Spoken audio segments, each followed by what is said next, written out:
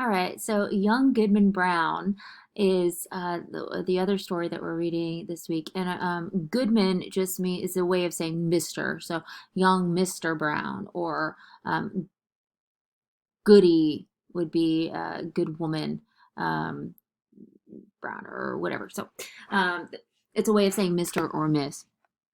But Young Goodman Brown is a tale about a lone man traveling in the woods at night, and you could look at it from a literal perspective, and or you could look at it as something more figurative, as this isn't really a story about his journey at all, but more of a psychological journey. But I digress. Either way. I want to talk a little bit about our historical context, but not only our historical context. I don't want. I talked a little bit about that in terms of romanticism, but it kind of ties back to our setting as well, which takes place in. Our story takes place in the 1690s, Salem, Massachusetts, but um, you got to kind of understand the Puritans to understand this story. And the Puritans are basically a pretty strict religious um, group where they wanted to purify. They came over here. I mean, you guys know how the Puritans came here and they wanted to purify the Church of England, but they were very kind of what's the word I'm looking for?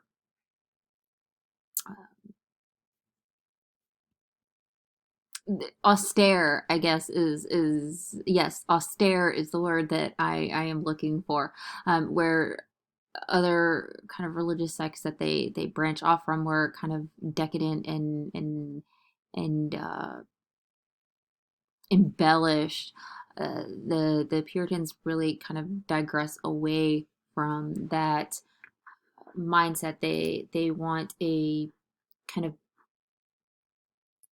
I mean, they didn't want candles in church. There were no images allowed, no stained glass. They really rejected the showy Church of England and led very somber lives that were governed solely by a strict interpretation of the Bible. They didn't want dancing, gambling, drama. And if you look back to Oliver Cromwell and the kind of interregnum period where they get rid of the King of England for a while, I mean, they really outlaw Christmas, and this is the mindset of the Puritans that come over to England after.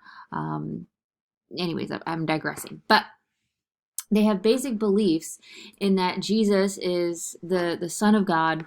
He dies to save everyone from their sins, particularly original sin, which we all inherit, and it leads to man's natural state of depravity. The Bible is the Word of God, and it should be followed to the letter. And belief in these kind of ideals or concepts is you have to believe them as fact, and it forms a person's faith. And without faith, oops, without faith, one cannot go to heaven. And the opposite of that is you're going to hell. So man's salvation is tied to man or woman's salvation is tied to faith, and you'll see why I'm emphasizing that shortly. So, like the Devil and Tom Walker, Young Goodman Brown is an allegory. I know that I talked about it earlier, but just to remind you, an allegory is where we have a literal level and a figurative level. Both are important, but in an allegory, everything is symbolic. It is the representation of spiritual, moral, and other abstract meanings through the actions of fictional characters who serve as symbols. In essence, it is an extended metaphor with a story that has dual meanings. On the surface, you have this literal interpretation, but underneath is the figurative meaning, and that's the one that Hawthorne wants us to figure out. This is his moral message. So I want you guys to think of this as kind of an evolved parable. And some allegorical things or symbols that I want you guys to pay attention to are Young Goodman Brown, who he is, what he's meant to represent, the color brown, faith, both in person and in practice.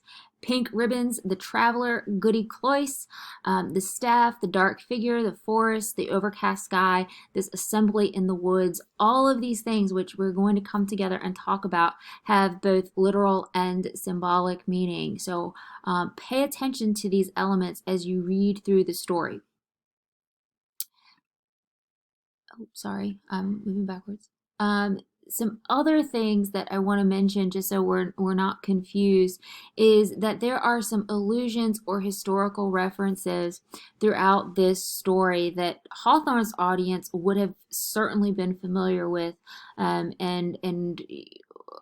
us as a collective audience may or may not be, depending on how well you know your history. But I do want to mention that King Philip's War, which is something that the traveler mentions to young Goodman Brown, was an infamous war because of the atrocities committed on the New England settlers. It resulted in the suppression of Indian tribal life, and it, it it it made it so that there was an unlimited ability to settle New England by Europeans. So a powwow was a Native American word that described a priest or cult leader who led ritual ceremonies of dance, incantation, and magic. The Days of Martyrs. It refers back to the days of Mary the First, when thousands of Protestants were executed in an effort to reestablish Catholicism. And King William was the King of England after the English Civil War. So those are things to keep in mind. King William is part of King William and Mary, who the College of William and Mary is named after. And then lastly, we have Goody Cloyce and Martha Currier. And those were two women who were executed for witchcraft during the course of the Salem witch trial. So, and we already mentioned the impact that had on Nathaniel Hawthorne, both personally and familially. So some themes as you're reading through this story. I want you guys to look at the universality of sin and evil, this idea of disillusionment and loss of innocence, hypocrisy, and a number of other things that you can look at, but those are three of the big ones in this story. I also want to mention this. I know that you guys are going to probably come away from this story with more questions than answers. And part of that lies in this motif of ambiguity that Hawthorne establishes. And like I said,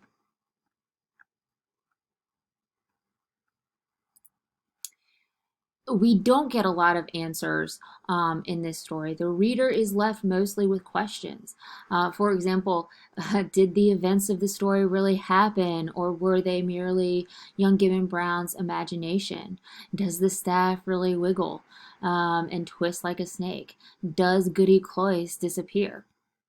There are tons of questions. And the reason I think that we are left with so many questions rather than answers is because the line between good and evil is just as difficult to identify. And that's what Hawthorne, I think, is trying to emphasize here. Rather than residing in a world of black and white, good and bad, we are surrounded by shades of gray, or in this case, brown and pink. The ambiguity of the story also challenges the Puritan idea of appearance as a possible revelation of goodness. And Hawthorne really demonstrates the difficulty in identifying goodness from appearance. And this, of course, touches on a source of anxiety for not only Hawthorne, but for people in general. So keep these ideas in mind as we move through.